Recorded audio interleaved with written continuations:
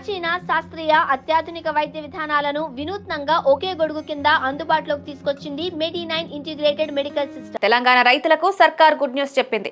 Rythu Bharosa నిధులపై deputy CM Bhatti, వ్యవసాయ శాఖ మంత్రి తుమ్మల నాగేశ్వరరావు కీలక ప్రకటన చేశారు. రాష్ట్రంలోని వ్యవసాయ భూములు సాగు చేస్తున్న రైతులందరికీ వచ్చే నెల మొదటి వారంలోగా రైతు భరోసా సాయం విడుదల చేస్తామన్నారు. ఈ మేరకు అధికారులకు ఆదేశాలు జారీ చేశారు. ఇప్పటికే ఎకరం, 2 ఎకరాల్లోపు రైతులకు రైతు భరోసా పథకం విడుదల చేసినట్లు చెప్పారు.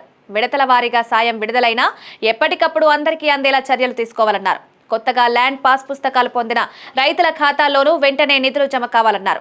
వ్యవసాయ, రెవెన్యూ శాఖల అధికారులు సమన్వయంతో పనిచేసి రైతు భరోసా సమస్యలను వెంటనే పరిష్కరించాలని సూచించారు. ఇప్పటి వరకు 2 ఎకరాల వరకు సాయం అందించామని చెప్పారు. కొత్త పాస్ పుస్తకాలున్న వారి బ్యాంక్ అకౌంట్ల పరిశీలన జరుగుతున్న నేపథ్యంలో వారికి నిధులు జమ కాలేదన్నారు.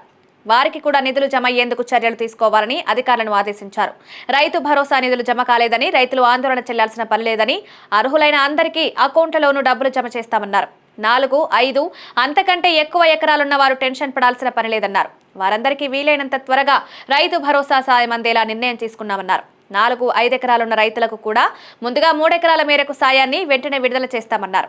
ఆ తర్వాత విడతల వారీగా మిగిలిన భూమికి కూడా రైతు భరోసా సాయం అందజేయనున్నట్లు డిప్యూటీ సీఎం భట్టి, వ్యవసాయ శాఖ మంత్రి తుమ్మల స్పష్టం చేశారు. భూముల పరిమాణాలు ఎక్కువ నమోదైన చోట రెవెన్యూ అధికారులు వెంటనే సర్వే చేయాలన్నారు. ఆయా ప్రాంతాల్లో పాస్ పుస్తకాలను సవరించి నిధులు జమ చేయాలని అధికారులను ఆదేశించారు. ఇక రైతు కూలీలకిచ్చే ఇందిరమ్మ ఆత్మీయ భరోసా పథకం నిధులు కూడా విడుదల చేస్తున్నామన్నారు. తొలి విడతల ఒక్కో రైతుకు కూలీకి 6,000 రూపాయలు జమ చేస్తున్నట్లు చెప్పారు.